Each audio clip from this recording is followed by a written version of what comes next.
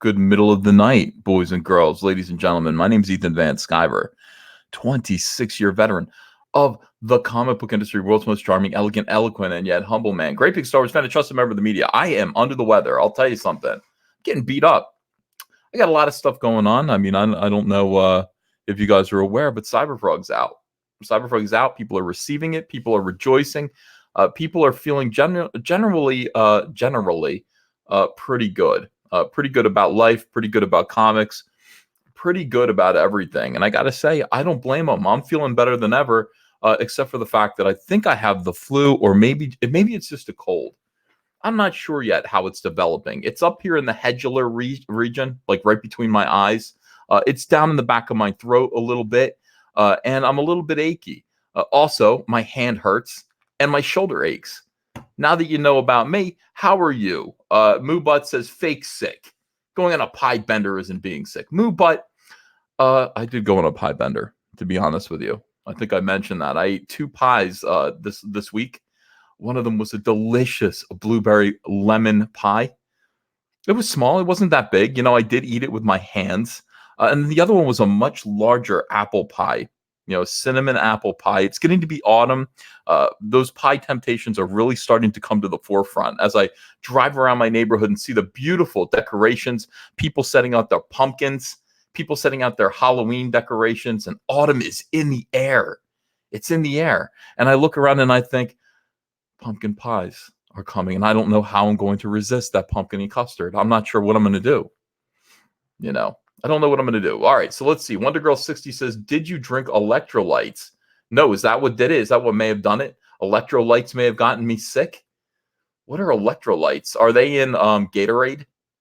Are electrolytes the things from Idiocracy that they used to water plants with? Terrible, terrible. Red Gaze is here, shims and shams.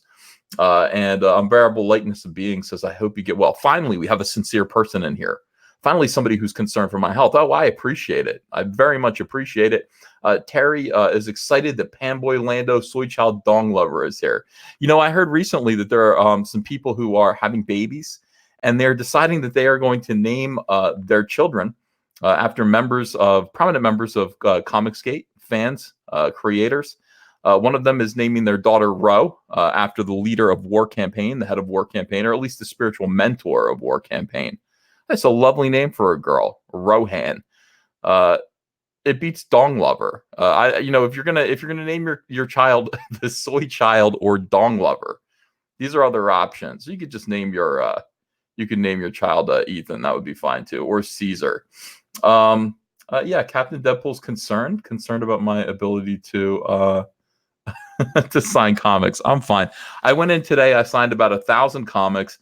My shoulder hurt. I came home, and then I was told, "Oh, your chromiums are in," and I was very, very excited about that. I was excited about getting to see the chromium books for the first time, all put together. What was my feeling about it? Well, I mean, I was. Let me see. I'll show you what they look like. I'm not going to turn my camera on because I'm wearing a really, really embarrassing wife beater. You guys will definitely make fun of it and call it soy. I'm not doing it. I'm not letting you guys make fun of me. As some of you think that's what I want. I don't want you guys to make fun of me.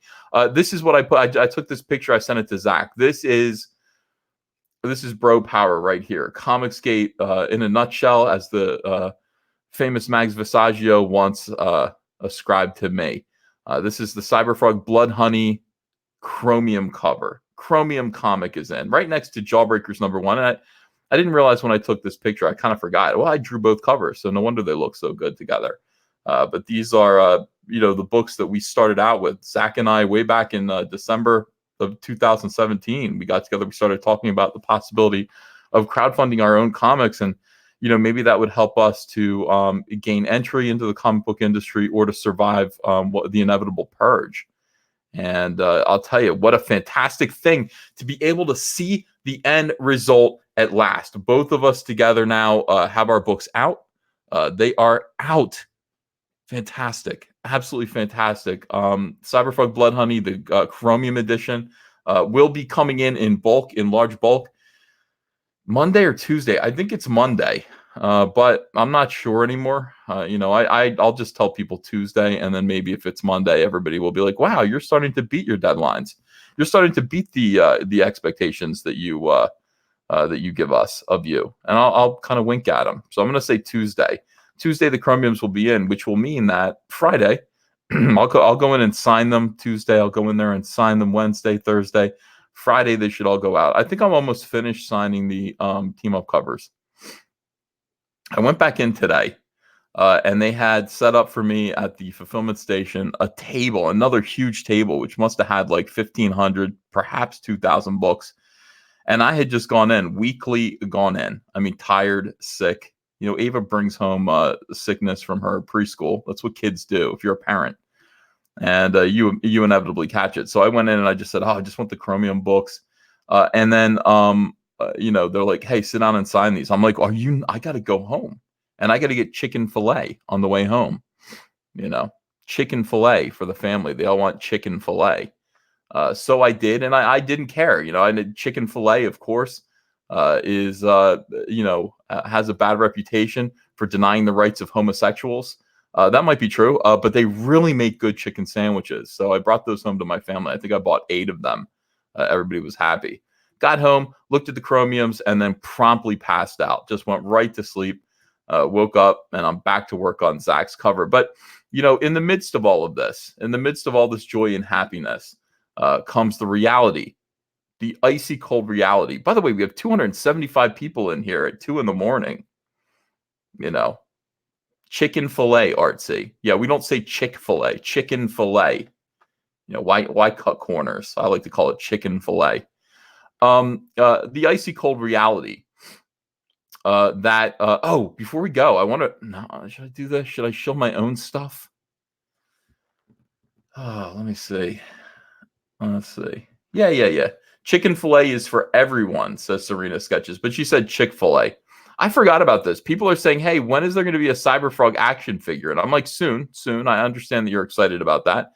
But until then, don't forget, there's actually, if you go to evscollectibles.com, there is actually already a Cyberfrog miniature. I think this is the first product that we put into that we offered to the public. It's just a tiny little miniature figure, and you have to glue it together. It's a little miniature chess piece kind of thing, and it's $18. It comes in the box is nicer than the figure. I got to be honest with you.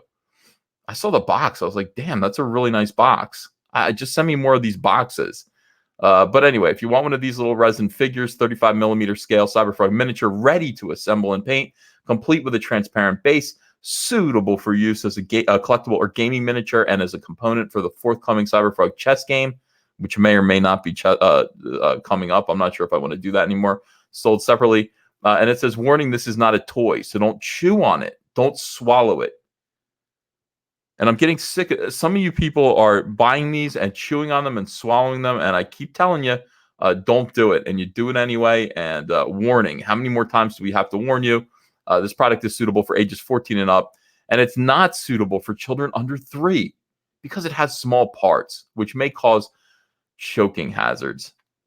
Actually, if you were to choke on this, I would be really surprised. It's very, very small. It's tiny. But if you want to get one of these, you probably should.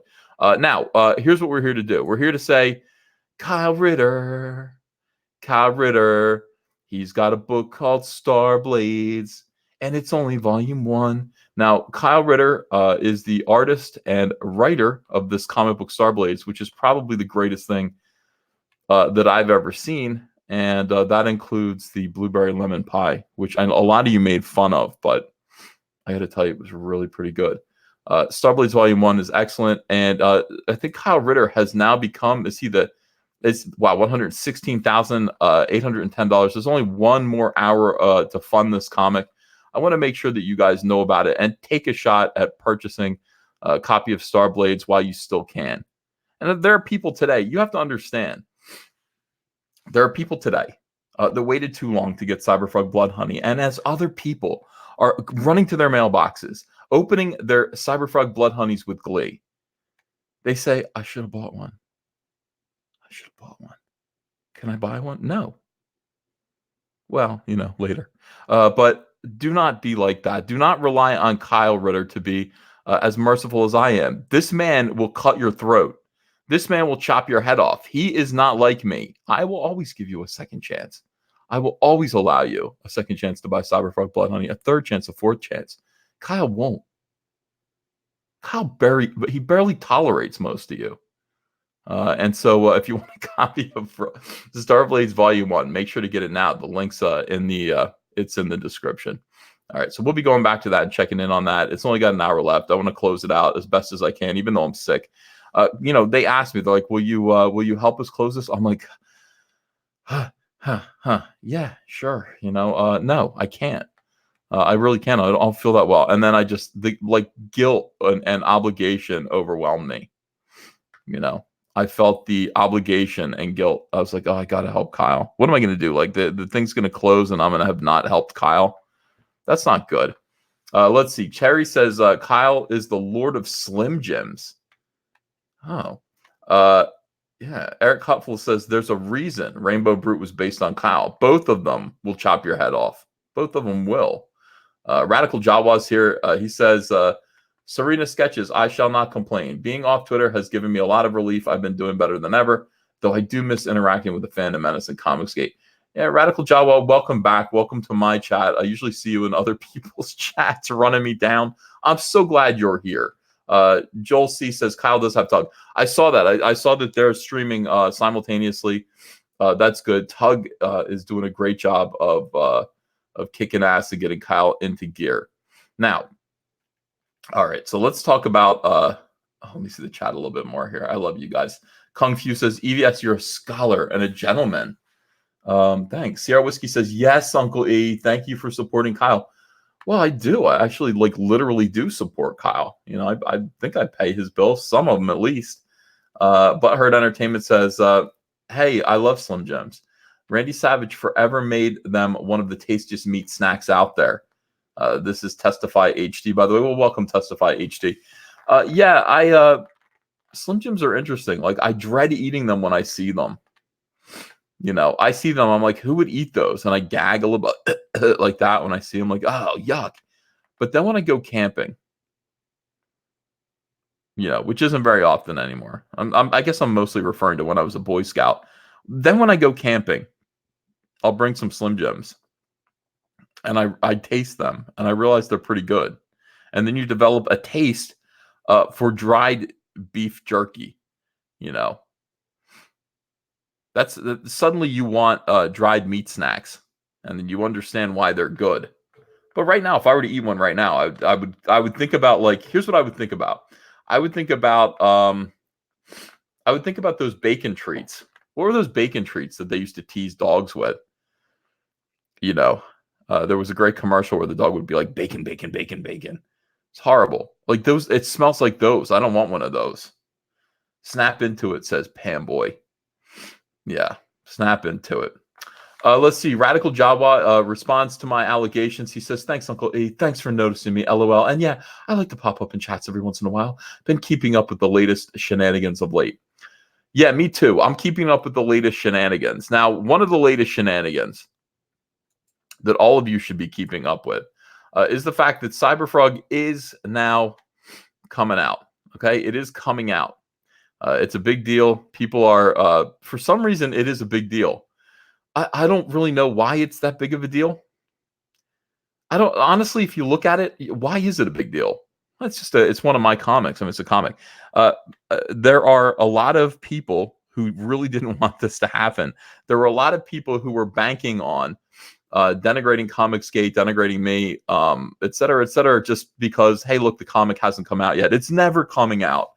It's never coming out. And a few really strange people said it never will come out. Even stranger people said that I ran off with the money. All of this garbage. I'm going to edit my curses tonight.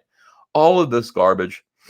Yeah, it is nonsense. Hang on a second. I am sick. You got to remember that I'm sick tonight, guys. Now, in the midst of all this, when Cyberfrog comes out and there is jubilation on one side, I feel like everyone feels kind of vindicated. People who supported Cyberfrog feel really vindicated. They're excited about it. People are getting it from the mail and they're opening it up and saying, wow, it's really beautiful. I haven't seen any reviews of it yet. No full reviews, although I'm waiting to see. I guess Anna, that Star Wars girl, she's getting her copy tomorrow. I overnighted her one. and I expect that she's going to do a review of it. Yeah, Swibberfrog points out that it's a 17-page book and all this stuff. But let's see here. Oh, by the way, Channel Siscar, thanks for $5. For some reason, when I'm driving on a road trip, I want sunflower seeds. Seeds and corn nuts are the ultimate road trip snacks. Yeah, like once you start eating sunflower seeds, they taste pretty good. So again, I don't know. I don't understand why this book coming out is that important, except that it's scary right now. It's scaring people. Now, what do I do with this? How do I exploit this fear to make Comicsgate stronger? How do I exploit this victory? How do I harness the power of Cyberfrog coming out? Now, a little while ago, a person named Mags Visaggio, who is a transgendered, came out and said, "Hey, I have a TV show. I have a TV show.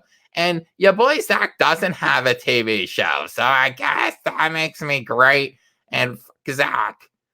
Now, I thought that was inappropriate. I don't think bringing up the fact that you have a TV show on the horrible Sci-Fi Network is anything that you need to brag about when the entire competition, if there is a competition, is the comic book industry, which is in decline and imperiled because of weirdos who basically dump their garbage onto it and expect retailers to try to sell their attempts to get TV shows on the Sci-Fi Network or any place that is as tasteless, tacky, without quality, without discernment enough to buy, one of these terrible comics, buy an option on one of these terrible comics. We're not out to do that. We're not out to do this. This isn't what we want to do. And of course, there's going to be a Cyberfrog feature film. Of course, there's going to be a TV show. Of course, there's going to be a video game. Of course, this is $1 billion franchise. Of course it is. Everybody knows that. Even the least of these, even the dumbest of these, like Mark Lombardi, he knows that. Mark Lombardi knows that. He knows that, this is a tremendous property that a lot of people want, something that he can't stop paying attention to. Everyone knows that. Scott Kurtz knows it. All of our weirdo fat enemies, all of our losers, are, people who hang on to the fringes of the comic book industry, they all understand how important Cyberfrog is, how important Jawbreakers is, the value of these properties. They know it, and it frightens them.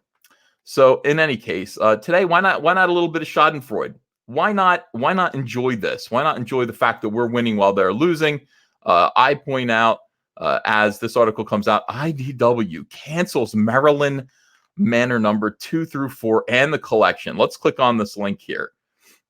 IDW. Oh, this is, by the way, written by Chris Arant. Chris Arant, the one who actually threatened Christopher Priest. Hi, I'm Chris Arant. Christopher Priest says, there are only 2 genders, men and women. Chris Arant says, do you want to rephrase that? Do you want to rethink that? Are you sure that that's what you want to say? I'm giving you a warning. I'm giving you a warning. No. They're just 2 genders that I can, I'm pretty sure they're just men and women. Okay, just 2. Go fuck yourself.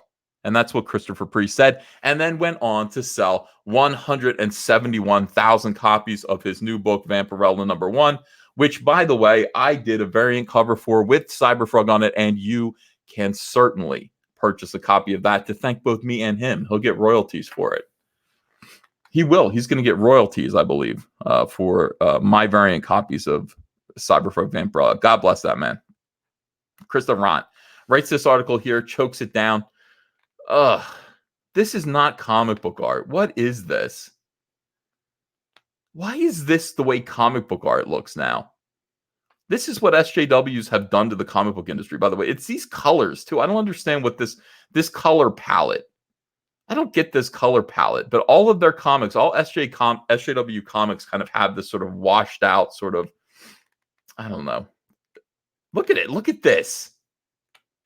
That's what I'm talking about. I don't know why they all look like this. IDW Publishing have canceled Black Crown's Maryland Manor number 2 through 4, as well as the planned collected edition. We deeply appreciate all the hard work that Magdalene Visaggio and then a series of other weirdly named supervillains. Series of other weirdly named, odd, bizarre, fake named presences on the internet, like Tamara Bonvillain. Hi, my name's Tamara Bonvillain. Bon Villain means good villain. That's what her last name is. Bon, good. Bon is French for good. Villain. And Shelley Bond. Shelley Bond, who, I don't know, used to work at Vertigo. Oh, God, poor Shelley. Dedicated to Marilyn Manor, the enthusiasm and support from the fans. There has been zero enthusiasm or support from the fans. What there has been is consistent support from SJWs who are propping up untalented creators based on their identities and forcing their filth, forcing their garbage, forcing their terrible, uncreative slop onto the retailers. And these are the real victims here. You want to talk about a marginalized class of people? It's the comic book retailer. It is not Mags Visaggio. It is not Tamara Bonvillain. It is not Irma Nivelia. It is not Marley Zarconi. Marley Zarconi might be a real name. You know, it's not them. They are not marginalized. These people are victimizers. These people are victimizing. They are victimizing retailers. Why? Well, because it's not, look, they don't care. They're not trying to sell these books to customers. That's not their job. Their job is just to do something. Their job is just to defecate. It's up to the waste department to actually facilitate the removal of their shit. They don't even think about it. They just defecate and flush. And I'm telling you, the retailers have to actually do something about these books. Do we buy them? And then if we do buy them out of guilt, if we're emotionally blackmailed, because it's important to us to appear to be woke, how do we sell these books to people? We can't sell these books to people. Who goes into a comic shop and looks at Marilyn Manor and goes, yeah, that's worth $5 or $6. That's something I want to read. Yeah, this art doesn't insult me. This art with her neck in a perfect profile. I don't know if you can even see this. Is there a bigger shot of this? They blow this up. Oh, they didn't want to show me. I get a half shot of this. Stop sharing.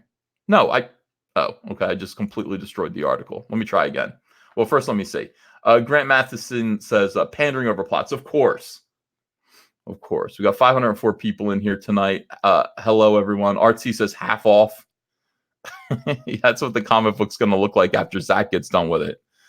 All right, let's try again. By the way, can you hear it? Like, do you guys appreciate the fact that I'm sick and I'm in here broadcasting to you anyway? Do you guys appreciate it or just take it for granted? Are you just like, he's sick, but fuck him. He's supposed to be creating content for us and entertainment. I'm concerned about that. I'm concerned about if you guys are exploiting me. I'm not your pack mule. I'm not your donkey. All right, let's try again. All I want is for you guys to say, get well, EVS. Get well, Uncle Ethan. Feel better. Oh, here it is. Here's the whole thing. This isn't, I mean, the cover's insulting. It's insulting. Okay. Her neck is over here. This is her spine. All right. Her head is twisted completely to profile. This is a broken neck that starts its origin point right here. And I don't usually criticize art, but I'm just saying this is an insulting cover. This is poorly done artwork. Who comes in and buys this? Who is this for? You know who this is for? This is for Mags Visaggio to have a book out. Marilyn Manor. That sounds like, wow, that sounds like a show that to get picked up by who? Who's going to pick this up? What other bottom of the barrel network is there? I don't even know anymore. Who watches TV? We don't watch TV anymore. What streaming service is going to pick up another one of Mags Visaggio's books? All right, so anyway, unfortunately, with heavy hearts, we are canceling this project. We hope to have the opportunity to work with these talented creators on future projects. You will. They're not going nowhere. Where are they going to go? Where are they going to go? Published under IDW's Blackground imprint, Marilyn Manor debuted June 26th, with sales figures later released by Diamond Comic Distributors reporting it was the 292nd highest. You want to use the word highest? 291 books sold better than Marilyn Manor, and you want to say it's the 292nd highest title for that month in terms of issues sold? No. In terms of issues ordered by retailers, Comic-Con estimates 3,300 copies were ordered by retailers in the month of June. For that's in the number one issue. Number one issue. 3,300. That's the peak, everyone. That's the top. You know, that's the amount. That's where we descend from. That is the bunny hill from which we ski. 3,300 copies.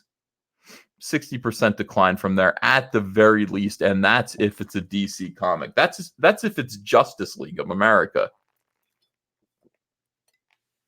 This is not that.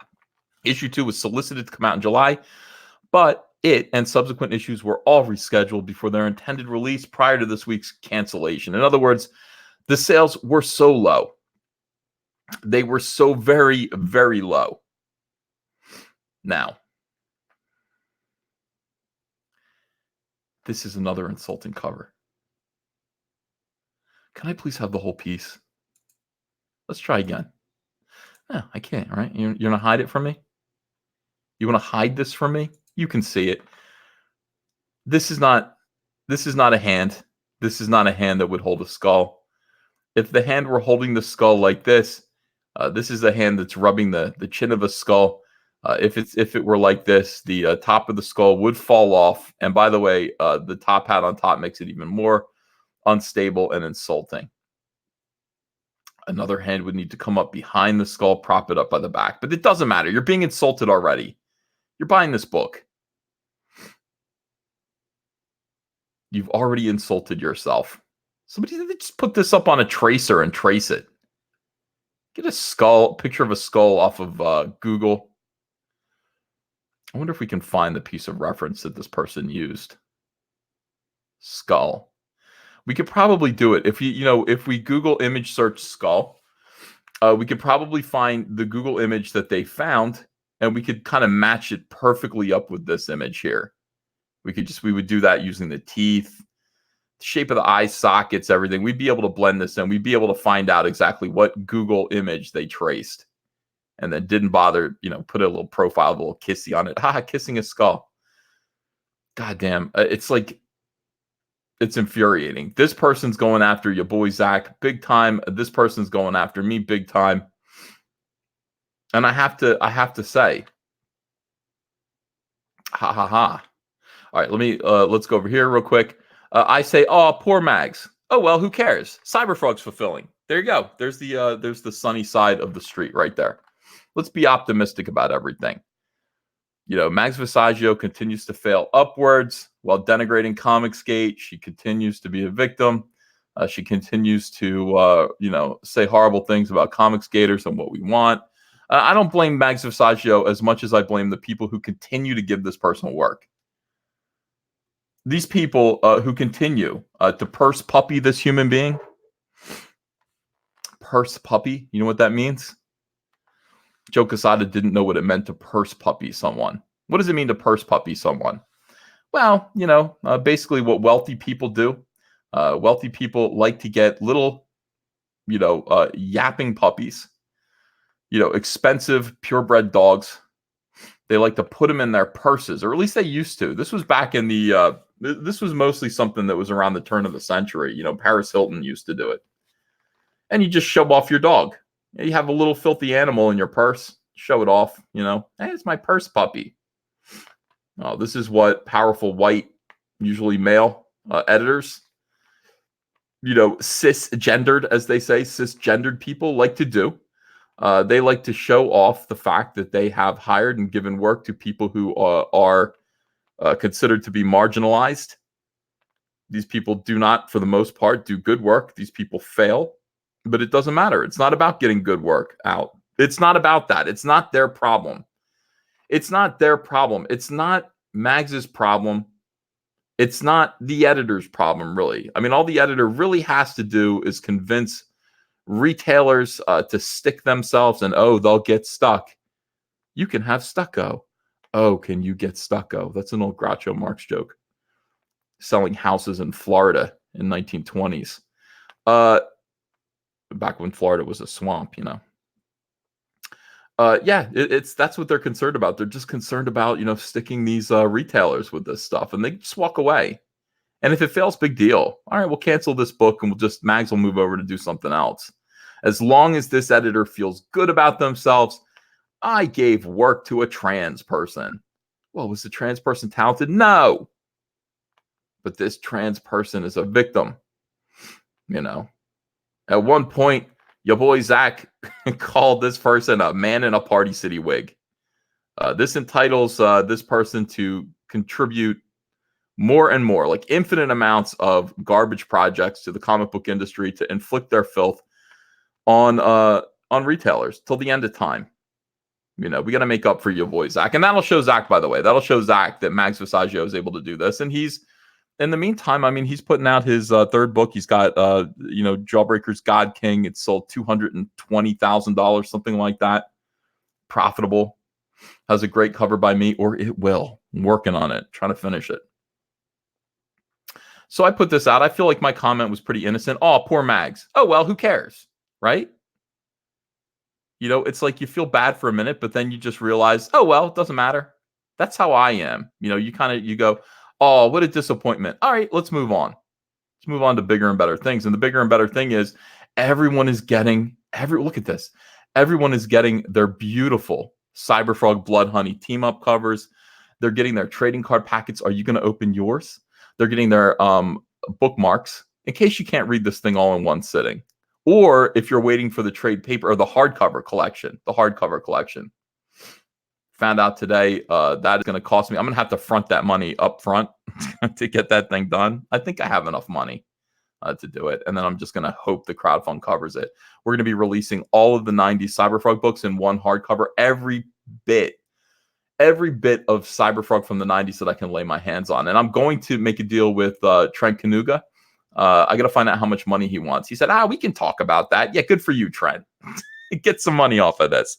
I'm going to see if he'll, what it's going to take to get him to lend me Creed, because there's a Cyberfrog Creed crossover. So his character's in there. His artwork is in it. And certainly I got to include that. So he's got me against the barrel there, yeah. I'll play my hand though. I'll see what I can do to, pretend. I'll bluff him so that I don't have to pay him too much money to include that issue. We'll see how that goes. Trent's a wily character. He's smart though. So it'll be a battle. It'll be a battle to use Creed. Now, I'm just sitting here doing my thing, retweeting people's joyous reception photos of Cyberfrog Blood Honey. A lot of people got them. I think, mostly people on the East Coast at this point.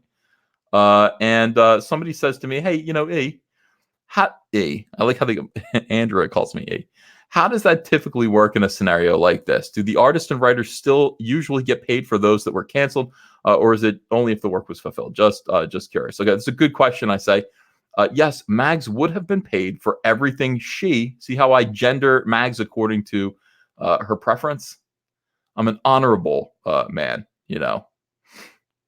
Rainbow flag. Hashtag, no, not hashtag, emoji rainbow flag. And the company decides that the financial hit they'd incur by publishing the work they've already paid for would be staggering. So they cut their losses. Any work that was done was paid for. So in other words, if Mags got, if this is, it could be different than this, because I'm not sure how this company works. I don't know if there's an upfront payment. I mean, come to think of it, this isn't a real comic book company. This is a very small press. Oh no, it's IDW. Is what was the Blackstone Publishing? That must be an imprint within IDW? It must be their fake Vertigo. So I'm not sure. I think she would have gotten paid. I think IDW actually does pay page rates. So everything that she turned in, she would have been paid for. So they sit there and they look at that and they go, okay, so we paid Mags Visaggio her page rate.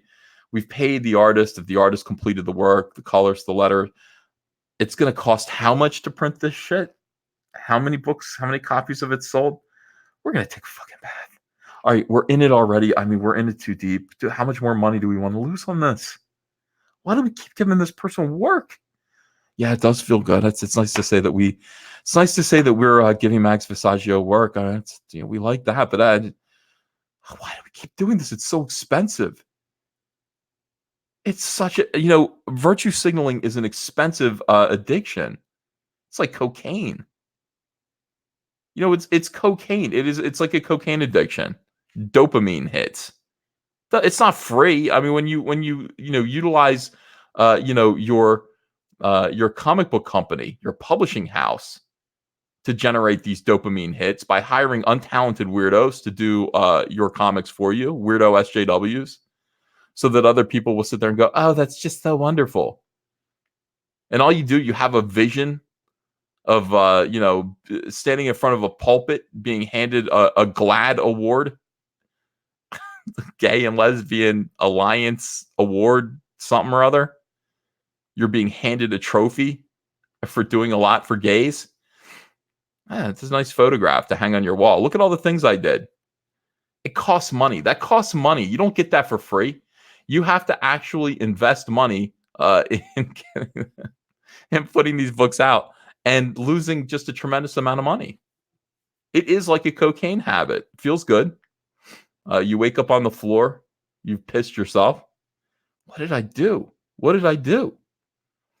Well, this is what you've done. And the best thing that you can do is quit cold turkey. Just quit cold turkey. So a lot of people are, here's this dude. I don't know who this dude is, but he's got a hair up his ass about me. He says, well, that's one issue more than your Plastic Man series ever did. Gail did a good one of those, though. Let me just point out, Gail and I were working on a Plastic Man series together. It was supposed to bring Plastic Man back to the DCU. It's called Day of the Composites. It's supposed to be 100 pages long. Gail wrote about 60 of them and quit writing. I drew 50 pages of this thing. Day of the Composites. It's like if I'm Brian Wilson, that's my Smile album. Unfinished masterpiece that will never see print. Gail just walked away from it. It was the return of Plastic Man. So one day, during Rebirth, during the DCU Rebirth event, so they're talking to Jeff Johns and everything, Dan DiDio calls me up and he goes, hey, I want to ask you something. We kind of have this implicit agreement, that we made, that when we do bring back Plastic Man, it's going to be yours. He's like, you're busy. Do you want to do Plastic Man now? I mean, you're doing Green Lantern, you're doing Hal Jordan. You're happy? I was like, yeah, I'm happy. I'm fine. I don't want to do Plastic Man. He goes, you mind if we let Gail do it? I said, yeah, go ahead. I don't care. Okay. We figure something to give Gail, something she can do. Douchebag, I gave her permission. I gave the permission. DC Comics came to me and said, is it okay? And I said, yeah, it's okay. All right, it's all right. In the meantime, 50 pages. I should actually show those off. I think that would be great. I think it would be kind of cool to show you guys, the 50 pages I did of Day of the Composites. It's very interesting. Written by Gail Simone, drawn by me, and it is the return of Plastic Man. Never saw the light of day. So I tell people, I don't mind spilling tea now. Now I spill tea. All right, so here we go. By the way, Kyle, more of my Twitter here. Kyle Ritter has hit number 11. I think he might be. No, I don't think he's yet. I don't think he's going to hit number 10 yet. I don't know where he's at, but he's number 11, the best-selling Indiegogo comic book campaign. He's number 11. Of course, I'm number 1. $881,575. That's pretty good. Little less than $100,000 over Earthworm Jim Launch the Cow. It's a little bit less than $100,000.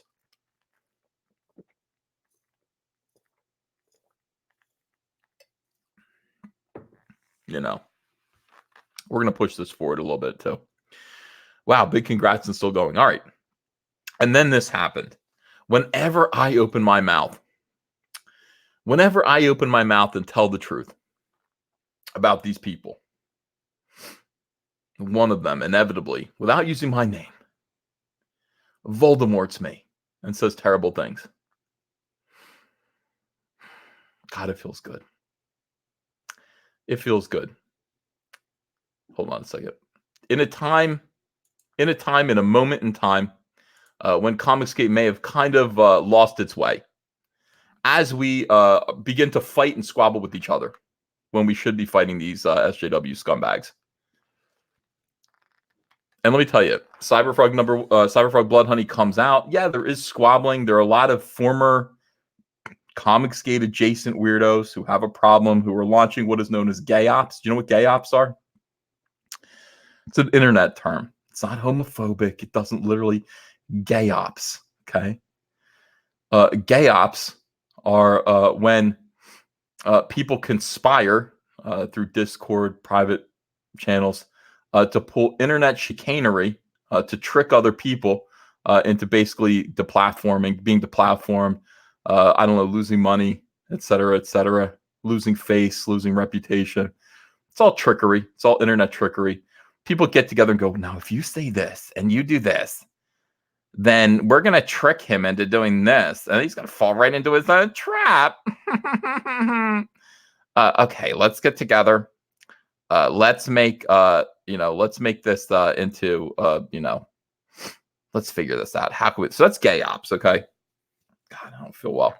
That's gay ops. So there's a little bit of gay ops going on. And in the meantime, we are, again, having a great time by ignoring those and actually talking about the SJWs who Comicsgate was meant to fight in the first place. That is the thing. Okay. Now, all right, before we go any further, let's remind you, okay, where are we at here? Serena Sketches says Starblades has less than 30 minutes left. Back now. All right, we'll get back to Dan Slott in a second. Let's take a look at Starblades. Starblades. Okay, here's where we're at. We've got less than 30 minutes. Kyle Ritter is now at $118,765. The link is in the description. If you haven't yet backed Starblades Volume 1, you've got very little time left. And we scroll down and we see what kind of perks that Kyle has. Here's what I recommend that you buy. If I could just kind of force your hand, if I could influence you in any kind of way, I want one of everything. Why wouldn't you want one of everything? Look at all this stuff that you're going to get. You're going to get 1, 2, wrap around, and then boom, boom, boom, boom, boom, boom, boom. All these covers that go together to form one giant image, plus a bonus signed copy. One of everything. It's a good deal. This is a very, very good deal. You guys want to get one of these. 120 of these have already been claimed. And I'm telling you, when these books get fulfilled, you're going to be seeing other people open theirs, and you're going to say, where's mine?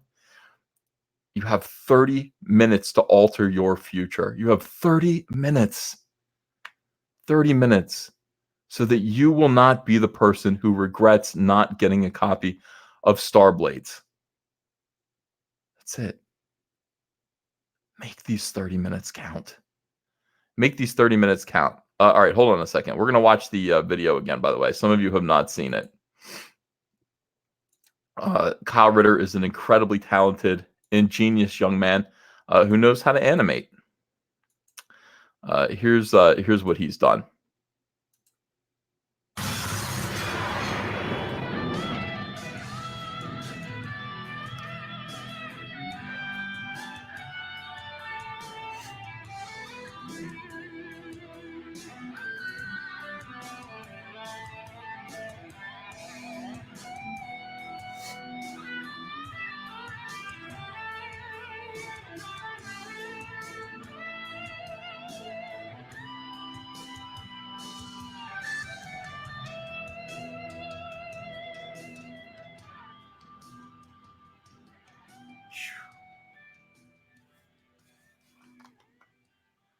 Yeah, I want to watch that one more time.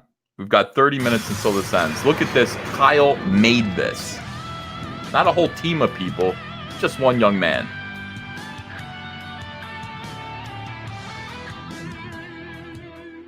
Yeah.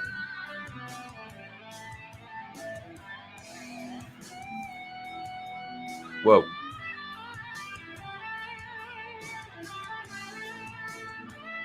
Yes, fight.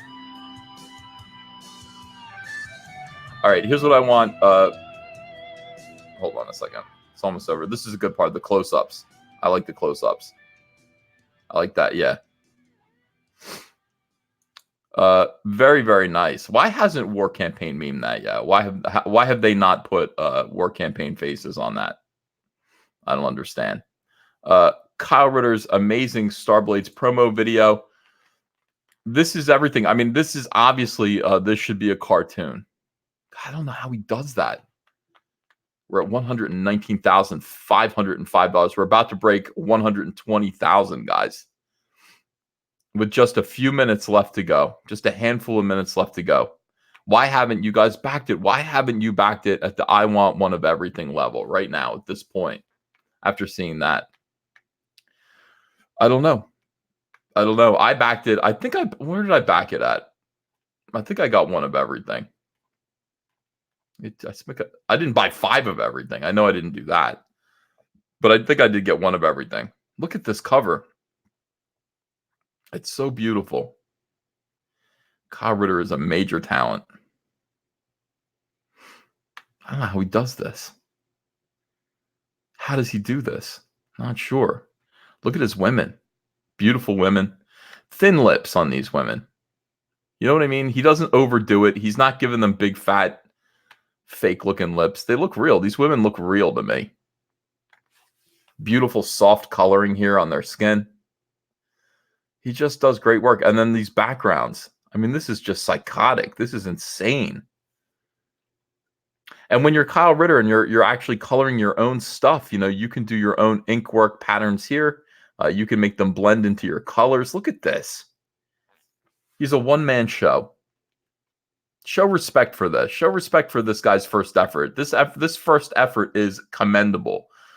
This first effort is something that will make Marvel Comics worry. Evidently, Renfamous saw it and said, I hope he has an editor because he's deaf. I don't know what that means. I don't know what these people are doing, grasping at straws. Just hatred, just pure hatred. I want to fight them every single day. They're the worst people in the world. Kyle Ritter's a genius. He's a very, very talented young man. And he deserves to succeed. I'd hate to think of anything not going Kyle's way. Oh, look at that. Fighting skeletons. Look at this background here. Look at this hellish backdrop. Kyle has been sending me messages and stuff, you know, and kind of saying, hey, let me color some of your stuff. Since like 2010, I mean, Kyle reached out to me. He was young. And I don't know if he'd done any work yet, but he wanted to break in. He wanted to color Green Lantern stuff. So he'd always try to get me to you know, send him black and whites and stuff. And I did. I'd send him black and whites, and his stuff was pretty good. It's hard to break in at DC Comics. It's really tough to break in, especially as a colorist or a writer. Being a writer is the most difficult thing to break in as. Who knew Kyle Ritter could do this? Kyle Ritter is a much better artist than like 90% of the people who drew Green Lantern, and that's including me. What an incredible guy. I don't know why he just bills himself as a colorist. But anyway, I believe this book is already finished. It's going to get shipped very soon. Wow, 1,952 backers. 1952 was a good year, guys. It was a good year. 1952, let me see what was going on in 1952. This is what John Malin did, by the way. John Malin pushed, what book was it that he was pushing forward? Was it John's own book? I can't remember what it was. But in any case, yeah, no, Cecil and John Malin were pushing Graveyard Shift 2 based on backers. And it started off in 1974. That was the year of my birth. And with every new backer, they talked about what happened in that year. It was like, so in 1952, Senator Joseph McCarthy was in the full, throes of pointing out communist infiltration within the State Department of the United States of America, wondering why the State Department didn't have a way to dismiss people that it itself had determined to be security risks. Senator McCarthy's fiery ride across the political Washington, D.C. landscape commenced. That's what happened in 1952. Let me see if we've gotten any more backers. 1955. In 1955, young Elvis Presley released a song about his mama. He went to the recording studios, and he wrote a song called My Happiness. It was about his mom, recorded it. Before too long, within a year, he was on the road. He was on the Milton Berle show. He was an international superstar. 1955, as Kyle gets closer to $120,000. Whew, guys, this is impressive. This is very, very cool. All right, where are we now? 1957. 1957, the number one. Again, that's what happened in 57? 1957. Sputnik? Was that Sputnik in 1957? It was a great year. Chevys, 57 Chevys were all the rage. Those cars were absolutely amazing. Still prized today. American cars, American automotive in its most imaginative and desirable, most daring. Looking forward to the space age, 1957. All right, let's see what happens now. 1958. And 1958 had to have been Sputnik. Let me just double check this. Sputnik. Oh, it was 1957. October 4th, 1957. All right, I'm not sure what happened in 1958. I don't know what happened in 1958, but something important, I'm sure, happened in 1958. Richard Nixon. Vice President Richard Nixon, brings Khrushchev to Disneyland. I think that happened in 1958, and it was a big deal. Everybody was excited about Khrushchev coming to Disneyland. Talking about being an American. What does it mean to be an American? 1960. What happened in 1960? Let's see. The 1960 election. Richard M. Nixon, vice president under Eisenhower, receives very little support from President Eisenhower as he, engages in a battle for the Republican Party in the United States against the charming, debonair, Hollywood matinee superstar idol, John F. Kennedy. John F. Kennedy, Senator John F. Kennedy from Massachusetts. Was he a senator? I think he was just he was a member of the House. He might have been a senator. And he, 1960, they got together on television to do a famous debate. Richard Nixon looked sweaty. Kennedy looked like a star. Kennedy went on to win. The birth of TV. Look at this, 120,000. I don't know how that just happened without another backer, but 120,000. That is fantastic. Congratulations, Kyle Ritter. Congratulations to Kyle Ritter. 120,000. You got to love that. All right, let me see. As we move forward here, still 1960. All right, we'll go to StreamYards. I'll answer you guys' questions and see what you're up to. NASA was created. Okay. Everyone's excited. Everyone is excited about $120,000 for Kyle Ritter and his incredible book STARBLADES. He couldn't do it without you guys. 120,000 is getting up there. Where?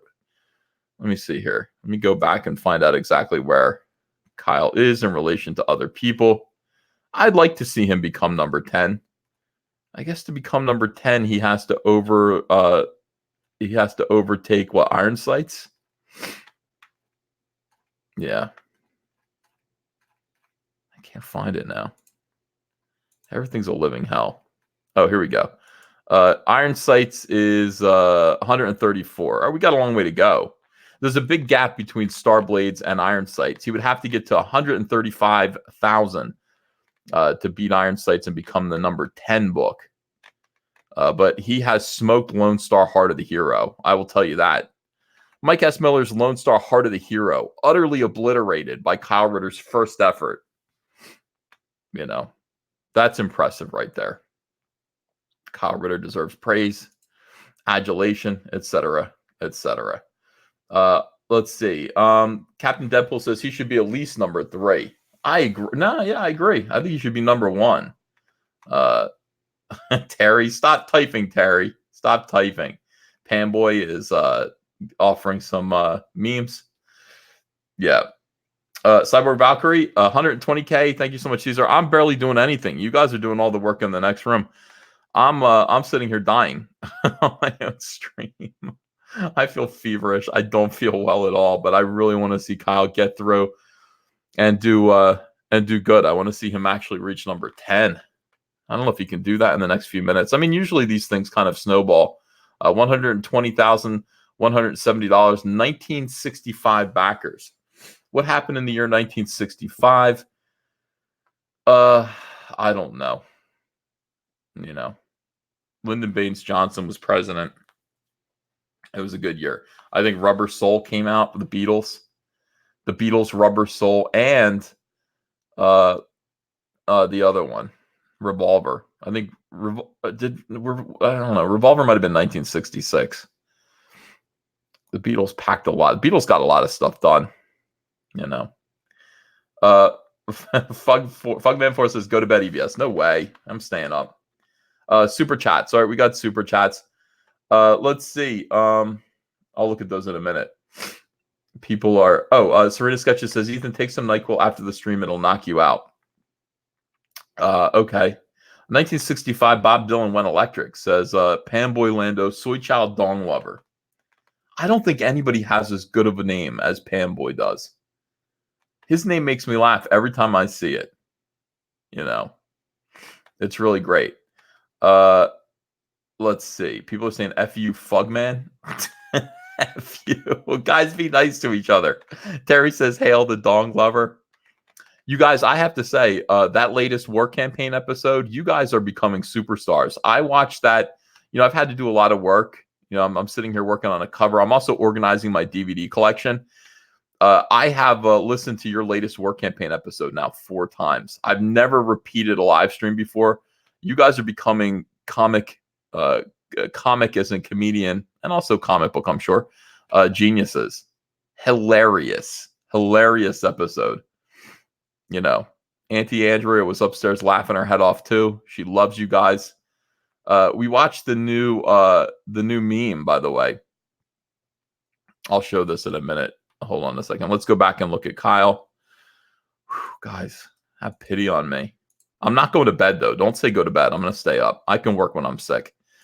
120,000 goes to 120,510. 1970 backers. Look, we're 4 backers away from the year of my birth. Let's get to 1974. I don't know what the clock looks like now. I don't know if we're running out of time. But we got to get to 1974 at the very least. And then we'll see about getting to Kyle Ritter's birthday. I don't know when he was born. Probably 1984. I don't know if Kyle's in his 20s or 30s. I never asked Kyle how old he is. But yeah, we got to get Kyle. If we could get to Kyle's birthday, that would be good. But let's at least get to my birthday. 1974. We're at 1971 now. That's good. Just 3 more backers, guys. Push this forwards. Let's get Kyle to... how great would it be if he actually beat Iron Sights? I don't think he's going to. I don't know if he can in this short amount of time. At least not in this funding period. I assume this might go into an in-demand store. I hope it does. In which case, yeah, he's going to clobber a lot of people. If this goes to an in-demand store, Kyle is going to clobber. Let me see where he's going to get. This goes to an in-demand store. All right, if it goes to an in-demand store, this is where he is now. He will beat Iron Sights. And then there's a $40,000 jump to get to Lone Star and Monster Hunt. Now, Lone Star and Monster Hunt, of course, look, that added a lot of product. That's an ongoing store. But there's no reason why Kyle couldn't do that. I'd be happy to help Kyle add new product to his campaign while it was an in-demand store that would easily surpass Lone Star and Monster Hunt. I'll do a cover for it. We'll talk about doing different merchandise and products to help Starblades go where it needs to be. Which is right in between Lone Star and Graveyard Shift. Right here. It needs to be number 9. God, I'd be so proud. I'd be so proud of Kyle Ritter if he was number 9. I'm proud of him now, but I'd be really proud of him if he hit number 9. He deserves it. Absolutely deserves it. Yeah, so that's the plan. We'll see how it goes. We'll see if he hits that in-demand store or not pretty soon because we've only got a few minutes left. It's 1974. Thank you, everyone. That's the year of my birth. That is the year that my parents, I believe on New Year's morning, New Year's Day, New Year's Eve, got a twinkle in their eyes and conceived me. How do I know that? Because I'm born September 3rd. That's 9 months from approximately New Year's Eve, So, it turned 1974. Everyone's excited about, Watergate. And what can I tell you? It's like I was conceived. I was conceived right in the throes of Watergate. Richard Nixon steps down. I step up. Okay. He's like, you know what? I'm done being the Republican to torment the world. Let us give birth to a new one, a new dawn. And that was me. So Richard Nixon steps down, I step up, and that is history, everyone. That's the way it works, I think. Let's see where we're at here. Wow, 120, 875, still funding. Thank you, guys. Thank you, guys, for all you're doing. Okay, back to StreamYard here. Stop sharing. Let's see. EVS is the boss baby, says Monkey Jeebus. I don't know what that is, but that doesn't sound very nice. Bill Robb says, happy belated birthday. Oh, yeah, it was. I'm 45 years old. It was my birthday recently. It was nice. Yeah, let's see here. Pamboy said, Pamboy's putting the link. Again, the link's in the description, guys, but yeah, 100% spam out that link. Let people know on Twitter. Let people know and make people aware. That's what you guys can do to help Kyle. If you've already backed him and you can't back him again, let other people know and say you got to do it. You got to do it right now. Cecil says you watch a Who concert from Texas 1975 right now. I don't like the Who. I don't like them. I know other people do. Never crazy about the Who. It's good to see you, Cecil. Get in there and do some work, Cecil, says Super Elite. I love that. I love telling people to come on my show and do work. Let's see. Bill Robb says, I have you by 3 years and 1 month. Are you older than me? You're 3 years older than me? Yeah. I like being old. I like being 45. I don't feel like it. Super Elite says, shame on you, E. What? Shame on me for not liking the Who? I just don't like them. I'm the, who are you? Who? I really want to know. And wasn't that guy convicted of child porno or something? I don't know what's going on with them. I don't really like them very much.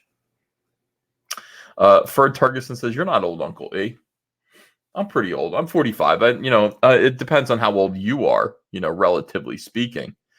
3 o'clock in the morning. It's 2:57 a.m. I've got 688 people in here. It's a small crowd, a reasonable crowd. But for the time of night, I appreciate you guys joining me, and especially for the fact that I'm not being entertaining at all. How could I be entertaining when I feel like this? It's not really right. STARBLADES, of course. Let's go see what year it is. This is a great idea from Cecil. 1979, and we've hit 121,000.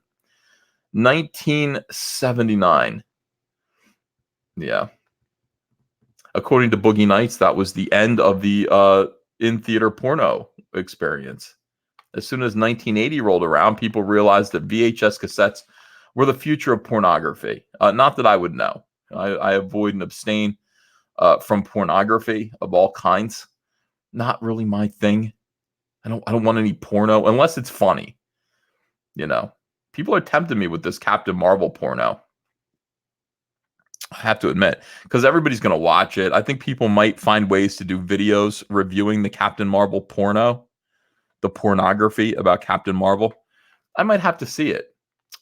I saw a Batman porno from 1990 that was based on the 1989 Batman movie. It was called Splatman. They actually used costumes from the Batman movie. And DC Comics made them stop. So you could only get it bootlegged at comic book conventions. And that's what I did. I bought a bootleg of that pornography. I said, could you please hand it to me in a brown paper bag so I could bring it home in shame? Watch it in privacy. It was good. It wasn't a great copy, but it was, for what it was, for what I was expecting, it was pretty good, guys. I recommend that you see it. It's 1980 now. 1980 was great. 1980, it really was a good year. And that was the year I moved to New Jersey from Utah. We drove in a big blue van. I sat in the back of the van. My mom, it's a 5-day drive from Provo, Utah to Riverside, New Jersey. And, my mom gave me some DC Comics color forms to occupy myself in the back. I was playing with those. Gave me some comic books, everything that I needed to distract myself from the 5-hour trek to New Jersey from Provo, Utah. I still remember that fondly. That was in 1980. She gave me a Winnie the Pooh comic book that freaked me out because in the comic book, Piglet runs into a wall at full speed and splatters against the wall. And, it looked like it hurt. Looked like it hurt Piglet. All right, we're in demand now. This is where we ended up. $121,085.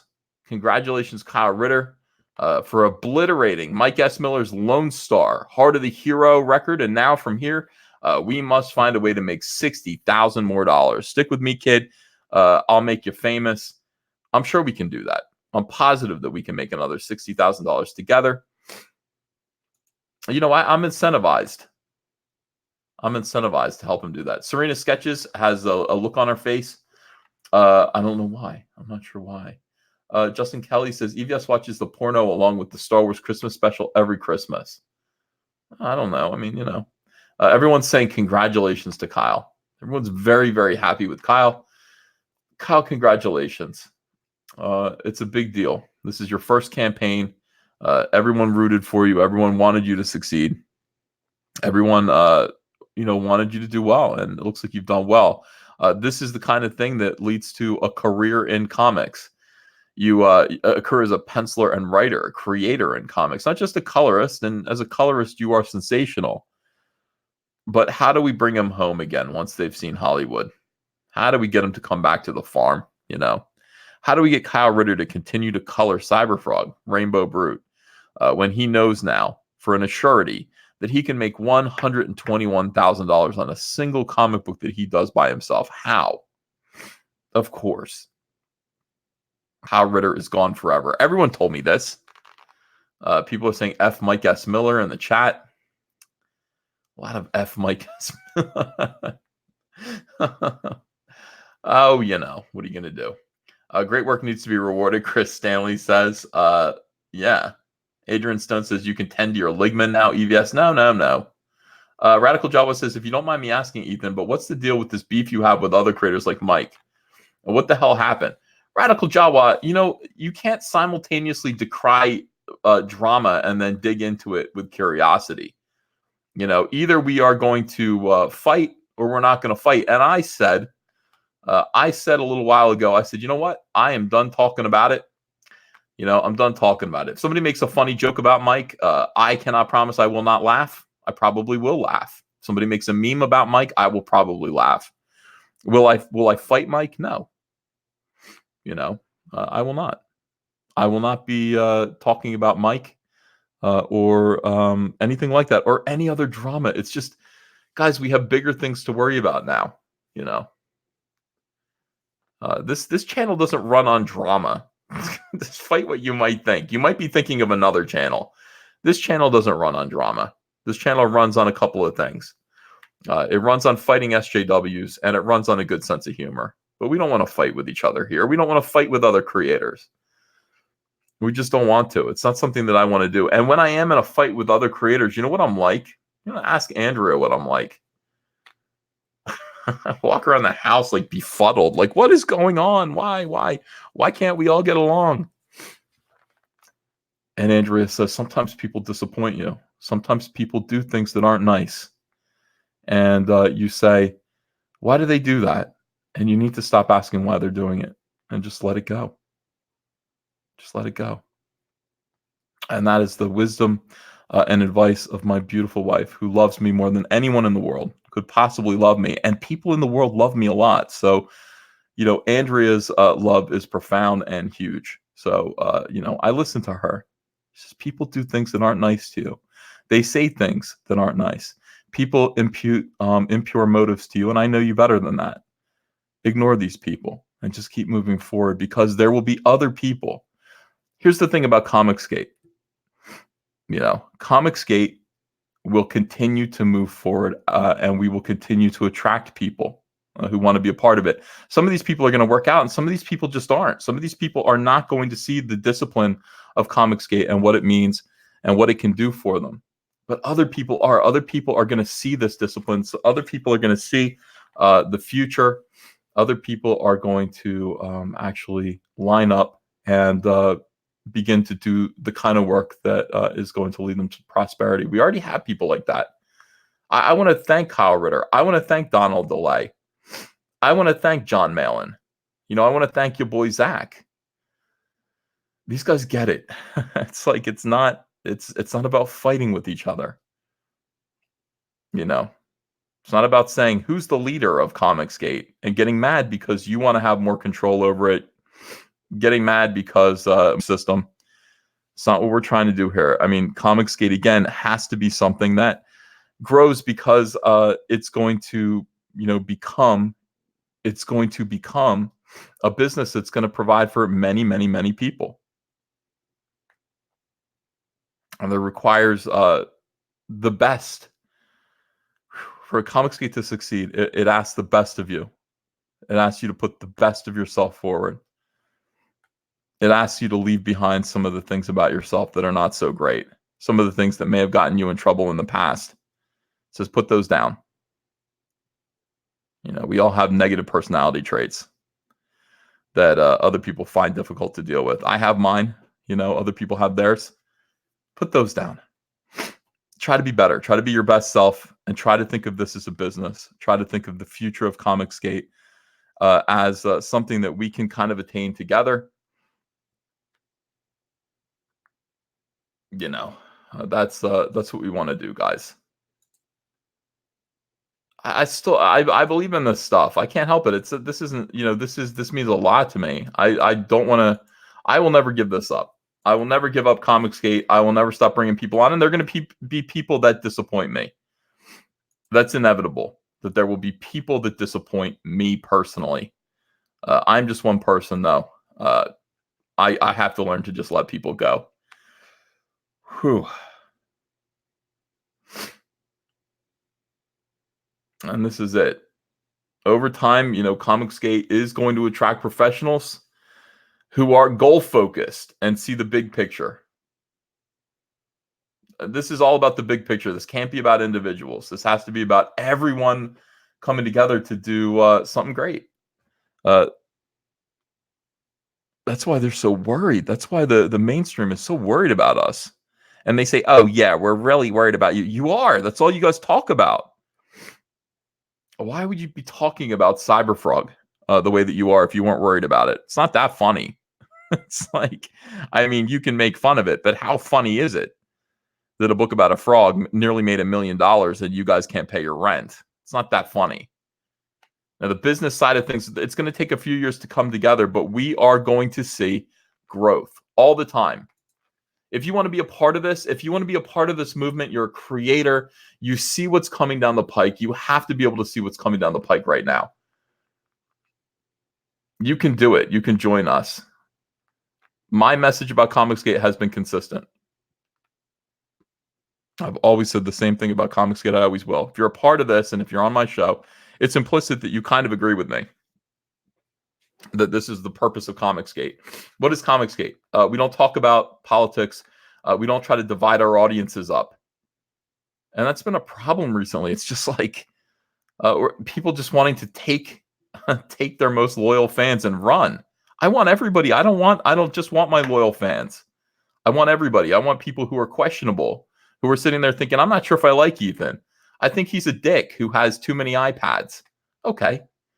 I still want you to buy Cyberfrog, and I hope you enjoy it. We want everybody on board. We don't want people to be disparaged for things that they can't control about themselves. We don't want that.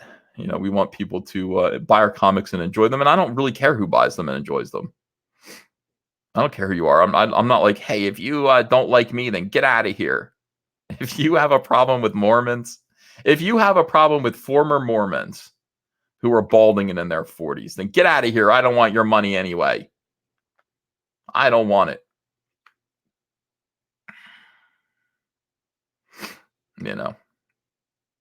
Kung Fu says, EVS, you creep. We just want everyone to succeed. And people who come over here, my dream will come true.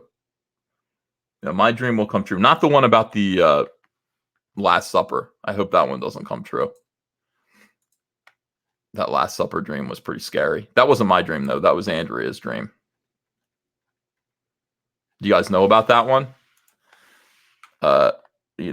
That was the dream that I had, in which, and she had it last year, in which I was sitting at a table. Whoops, hold on a second. Well, I was sitting at a table, and it was the Last Supper. And Andrea like woke up in her dream. She woke up and she saw me drawing on the wall.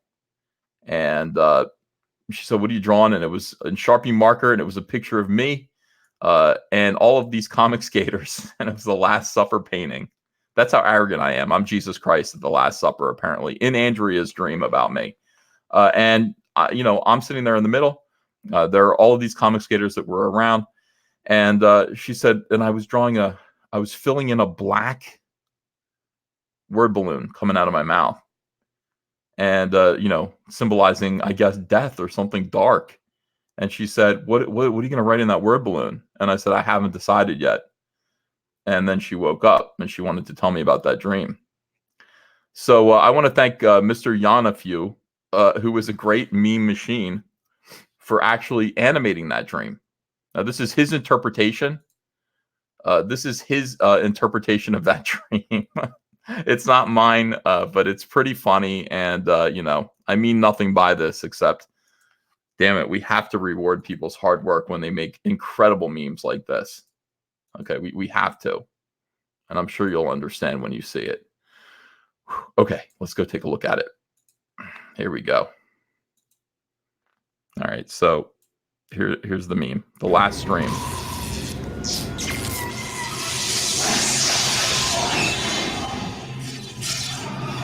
Whoa.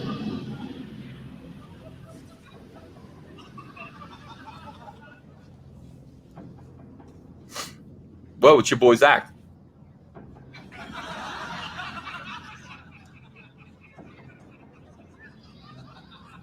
What is your boy Zach doing? You guys can meme me. Why don't you meme B. Hennessy? No problem. Meme Kelsey. We're cool with that, but leave the ladies alone. How about that? Let's start there. I work with computers. I'm not doing buildings for a living. Someone said a mean word to me. So what? Whoa. So what?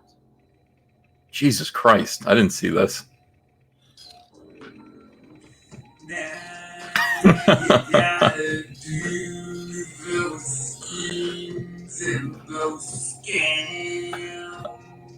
That's Ro Kabir, Gaylord. And I was goofing around with a friend of mine, and I went like this to pretend like I was going to cut him. You know what he did? He goes, "Do it." You know what I did?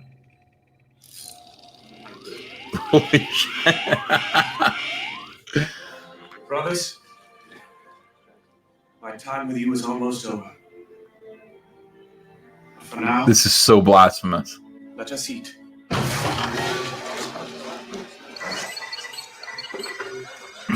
Eat this. Zach. Targeted for termination. I already told you, I'm supposed to die for the sins of mankind. That's what I would do, too. Our program to protect you. No. Stop! Stop killing Judas! All right, so there we go. That is someone else's interpretation, Mr. Yanafew, who makes these great memes, I guess.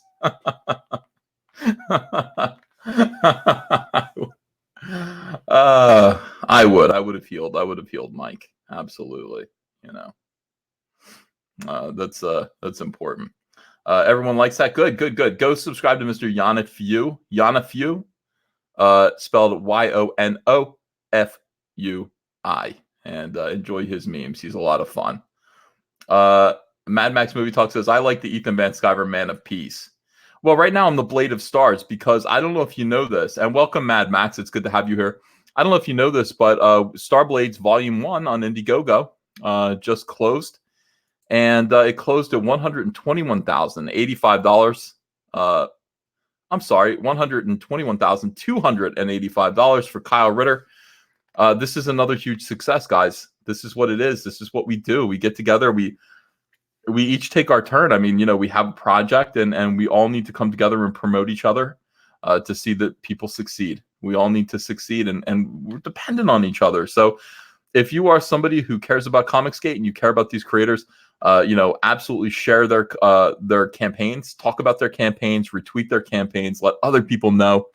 I think you can expect the same treatment. If you're out there noticeably doing your work, contributing, this is what I'd like to say. I've said this before in many different ways. There are givers and takers in the world. There are givers and takers in Comicsgate, but we kind of notice you. And if you are somebody who is out there diligently retweeting Comicsgate projects, talking up other creators, being a positive member of this fandom and community, of this family, of this club, if you're out there doing that, people are going to notice you, and they're going to see you as somebody who deserves support in return.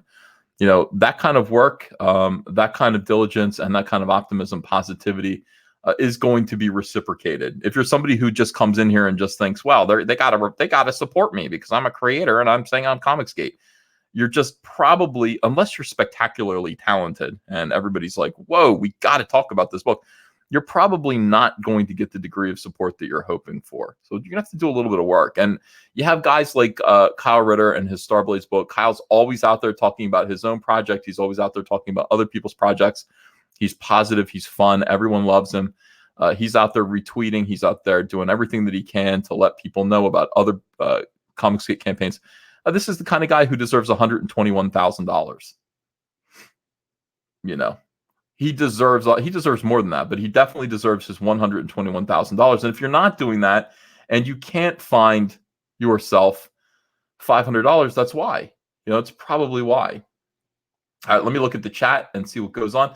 Edwin the Ace Acevedo. Hey, Hail Brother says, grab an or support Comicsgate, bitches. 100%.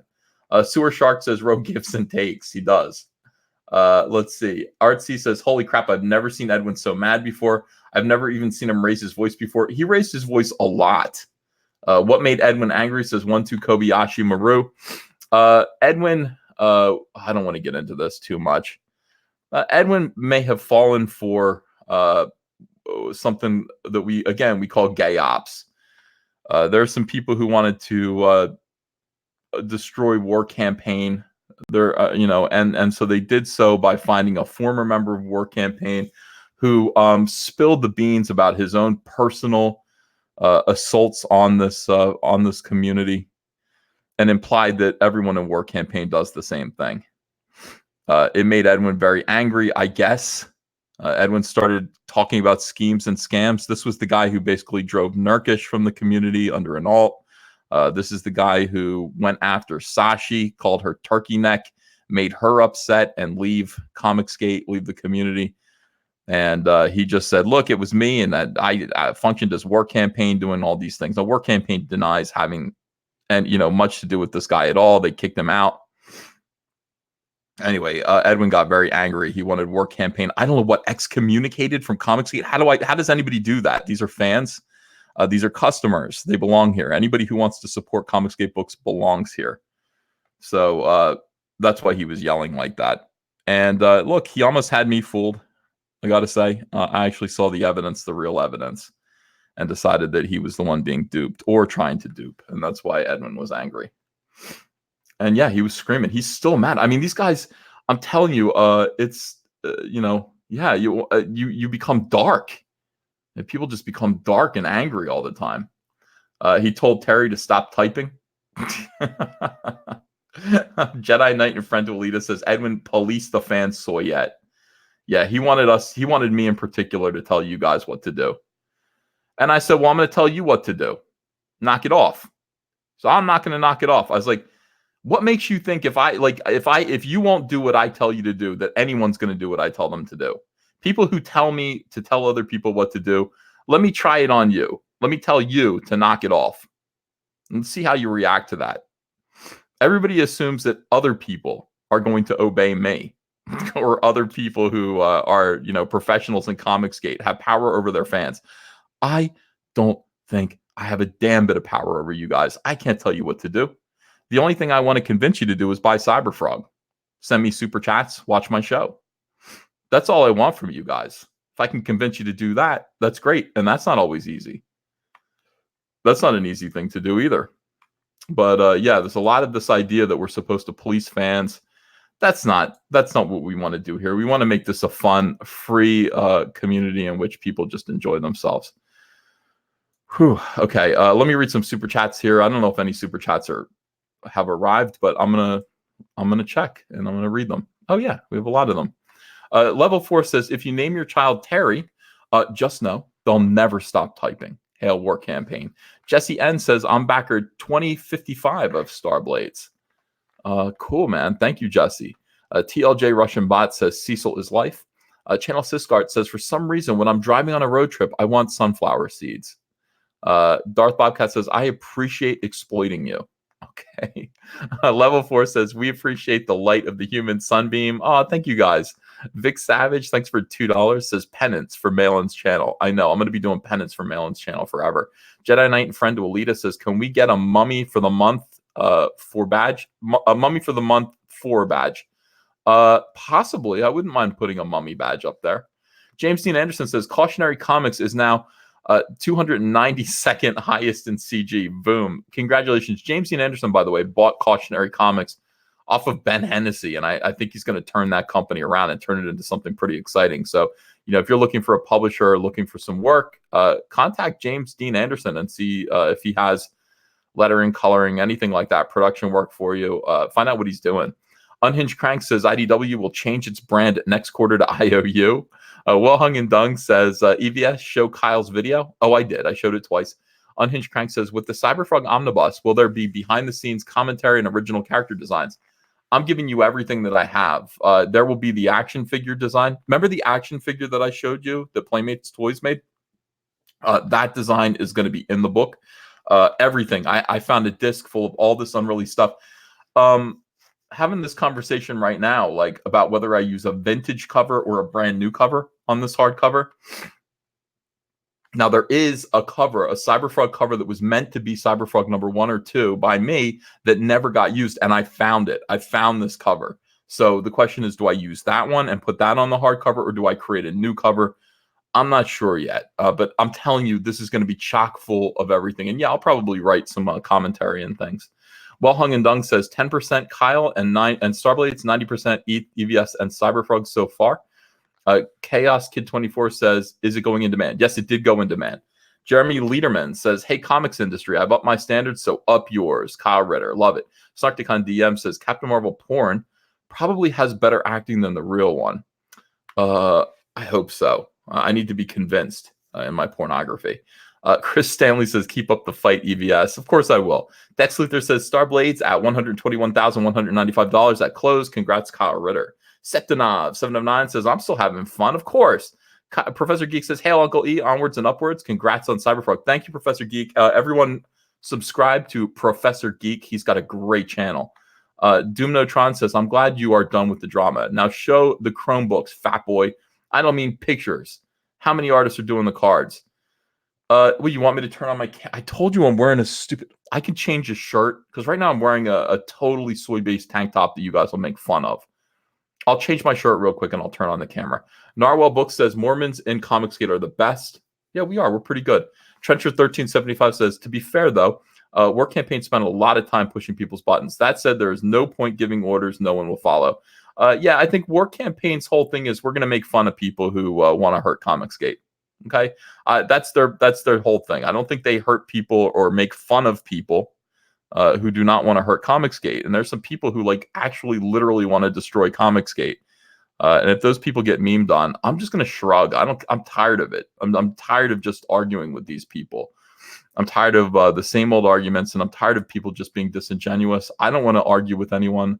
If they want to go out on the internet and cause trouble, the internet probably is going to cause trouble back. That's the way the internet works. And I'm just going to, whatever. What do you want me to do? Stop it? How? Drew, a.k.a. Mr. E, says, just to say thanks. Thank you for sending $2. I appreciate that. Okay, let's see what you guys are saying. War Campaign exposes the snakes. Armagod Bittersweet says, just memes. LOL, grown men crying over memes. Chris Stanley says Defenders of all that's Comicsgate. Yeah, everybody in this chat seems to be pretty much pro war campaign. Let's see. You can't put a cork on this bottle. All right, do you guys want me to change my shirt and show you the Chromium books? I can do that, I guess. $4.99 from Snarkticon DM says, if you're Jesus in the Last Supper, you better get those hair plugs. I would love to. I actually would love to get hair plugs. Oli656 says, will the Creed versus Cyberfrog X-Over be included in the collection?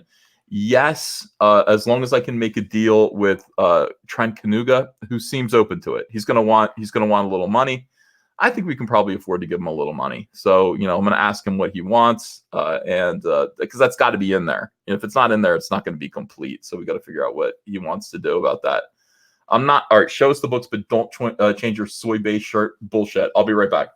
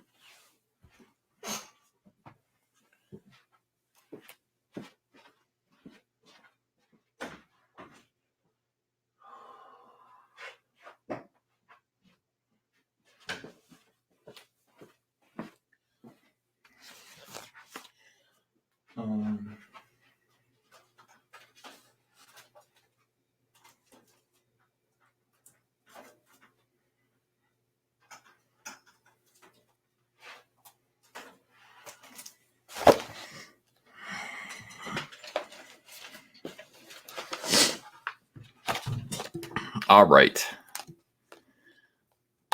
Yes. Okay, we're back. Share stream. No, not share screen. What am I doing? I'm just not with it. Start cam. There we go. Hello. I did change my shirt to a Nautica shirt. All right, so here's what we got. Get this out of the way. This is the Salamandroid Chromium, as you can see. Now, it's pretty. It's got my fingerprints all over it, but look at the nice mirror on the back. Fortunately, the people who are going to be packing these up, they wear black gloves, so there will be no fingerprints or anything like that. This is the. All right, let me get this camera closer. All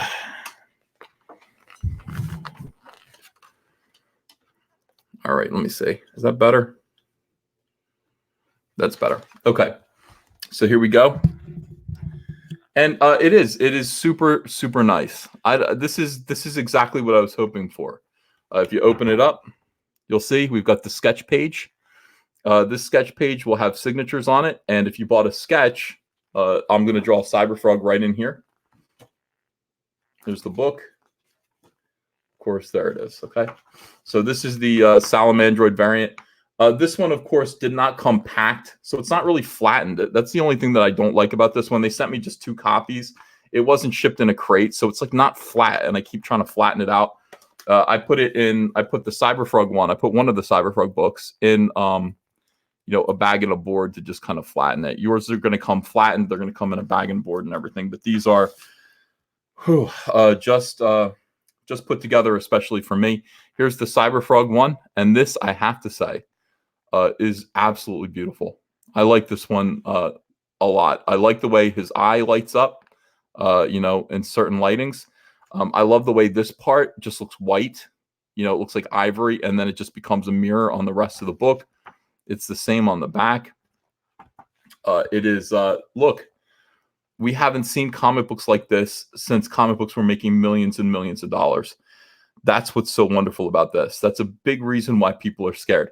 You can sell this for $20, guys. You can sell this for $25. Hell, on the secondary market, you can sell this for $50. And the comic book industry knows that. Comic book industry knows that. They see this and they're just like, oh my God, as we retreat further into, less talent, like less talented people, cheaper talent, cheaper paper, and yet higher cover prices for garbage, we can't compete with this. We just went the other way. We just went, okay, we're going to charge an awful lot for this book. but we're also going to make it super high quality. And I'm not going to sit there, again, this is my best work. I just opened, this is the center spread, by the way. You see the staples in there, staples and glue. So it ain't going to fall apart. Okay. I mean, that's the thing. This is not going to fall apart. And this was a big problem. There were just staples in this initially. You'll see that the cover it's heavy, it's kind of heavy. And so if we didn't find a good way to bind this properly, you'd get your copy and it would just fall apart in your hands. But you're going to be able to just read this. If you wanted to just kick this around the house, it's going to stay together. We did all the extra work to make sure that not only is this a beautiful book, but it's of the highest possible quality. We've got a nice magazine stock of paper in here. This just feels like an X-Men comic from 1995 to me. That's what it feels like. And I think you guys are going to be really, really pleased. And yeah, I gotta turn the camera off. I look horrible. But yeah, it took a long time to make. But what was the point? It's like if we just kind of just skimped in any way, then what was the point of this venture? And that's what I kept having to remind myself. It's like, send it back because this isn't working. The Chrome, it's like, well, we need it to be exactly what I promised it was going to be.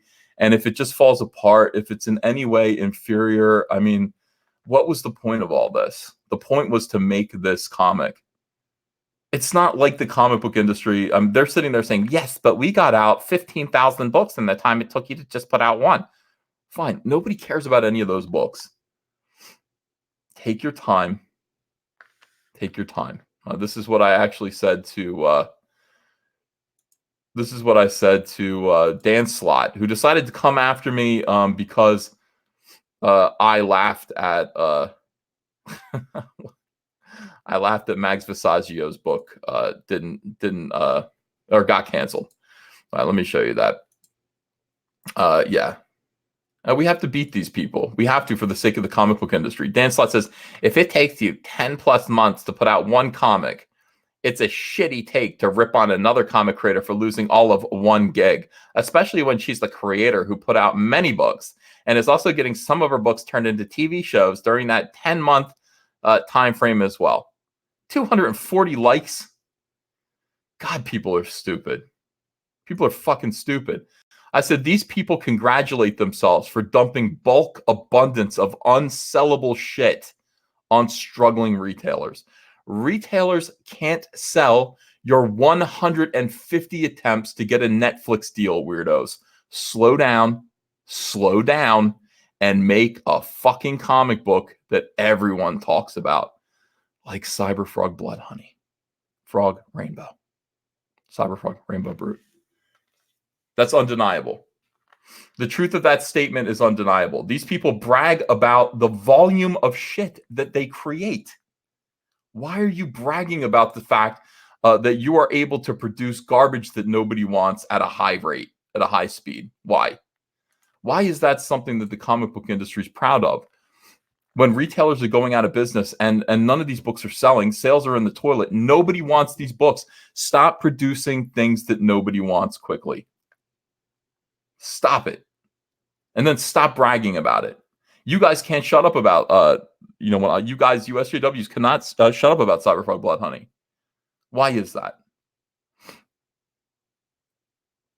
The industry's excited about it. Some of them are afraid of it. Some of them hate it. Most people like it and are really psyched. I can't wait to actually read some reviews of it. People that got their copies today or yesterday, I guess. I can't wait to read reviews. So what we're doing is we're saying this. Kanan White, thanks for $10. He says, you set a standard for quality, EBS, and it's awesome to see it become reality. Still the one I aim for art-wise. Keep bringing it. Kanan, you're so much better than me. You're so much better than me. Thank you for saying that. But you know what? You know what you're saying that's true? I did set a standard for quality. Everybody needs to go balls out. Just because Kanan White can draw better than me doesn't mean that I have to just shrug and say, well, I can't try. Every time I get up to the plate, I need to swing for the fences. Or why am I doing a comic book? Why would I ever produce a comic book when it's this difficult, when it takes this much work, when it's this expensive? Why would I produce a comic book and put out a comic book that's less than my best effort? And these people can look at this book. Some of them will like it. Some of them are going to pretend that it's not good. They're wrong. It's great. It's my best work. That's undeniable. Is everything that they put out their best work? Would they stand behind every panel, every page, everything that they've done, that they've obligated retailers to try to sell to their dwindling customer base? Why are you bragging about this? Stop. We don't need more comics. We don't need more comics. We don't need a larger amount of comics coming out. We simply need better comics. This is what people are asking for. This is why I can sell 17,000 Cyberfrog Blood Honeys at $25 each. People are going to know now. When Rainbow the Brute comes out, people are going to know. Do you guys think for one instant that I am going to, under this kind of pressure from the mainstream comic book industry, offer you something that isn't great? Of course, it's going to be my best thing. Everything that I do is going to be great. You can count on it. Where did I go wrong? Where did I go wrong here? I overpromised with my schedule. I don't know why I did that. I wasn't in my right frame of mind. Not only that, I didn't really understand what went into making a book. Now I do. Now I got it down. I got a system down. I have people in place that'll help me out. I got everything that I need to put out Rainbow Brute a lot quicker and to let you guys know exactly when it's coming out, and then to wheel right around and hit you with Wreck Planet. We're going to do great comics together. I'm going to produce comics that you're going to want to keep. You're going to want to buy them because they're beautiful. You're going to want to keep them. And if you miss them, you're going to feel bad that you missed them. That's my promise to you. And I'm never going to stop. I'm never going to stop. I'm always going to push the envelope. I'm always going to ask questions, find out what we can do to make things more exciting. You've got Dan DiDio going to comic book conventions and just looking haplessly at the audience and saying, what do you want from us? Where are we going wrong? I'm pretty sure I know what you guys want.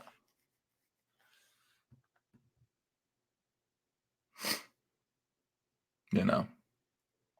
So pretty excited. Dennis Peruch says, we love your ambition. Don't stop. Thank you, Dennis Peruch. Thank Dennis Peruch. Peruch?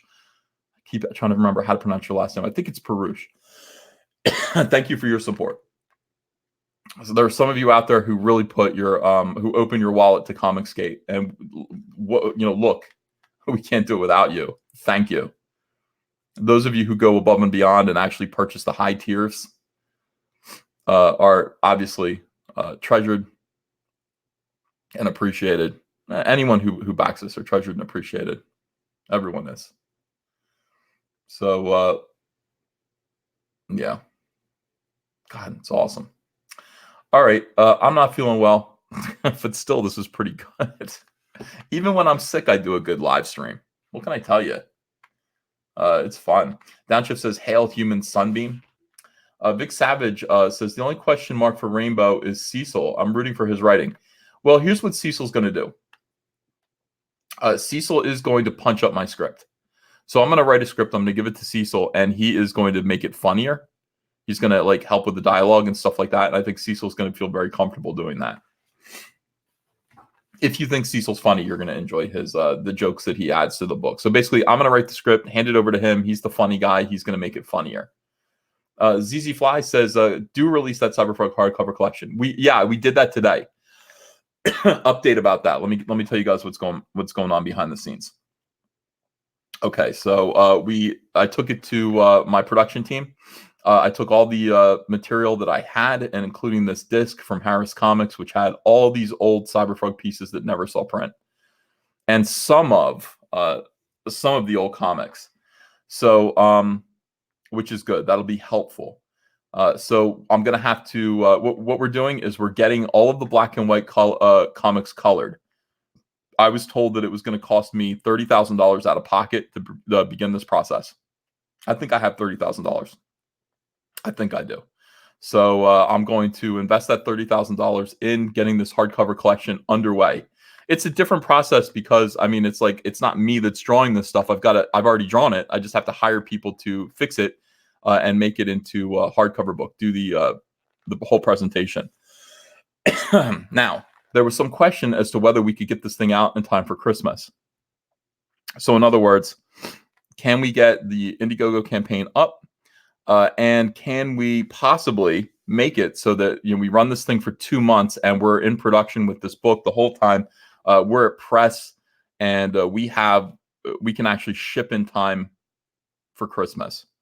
That was a big thing. When we started talking about that, that was exciting. Today, we decided that doesn't seem that likely. It's possible, but it looks like these books would probably ship in January.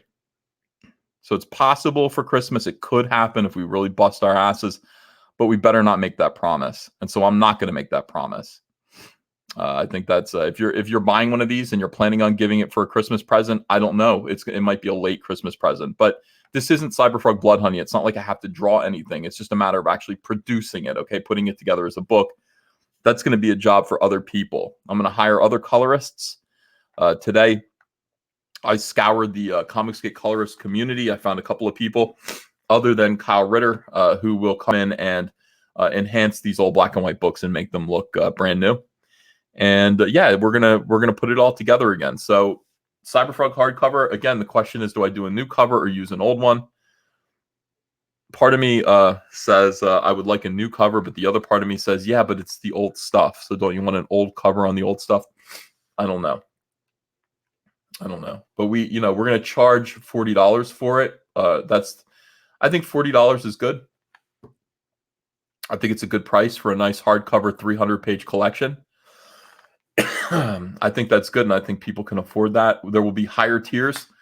We will offer a $75 signed edition, and we will offer a $200 sketched edition. Okay, so those will be your choices.